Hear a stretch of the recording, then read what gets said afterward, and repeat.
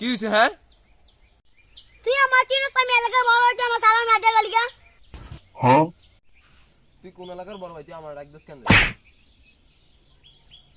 তুই আমার চিনিস আমি কে তুই দাঁড়া আমার বড় বড় ফোন দিতাছি সাবির ভাই তুই তাড়াতাড়ি বেরিয়ে ফোন তো আমার সামনে মারছে যা তুই সাবির ভাইরে লয়া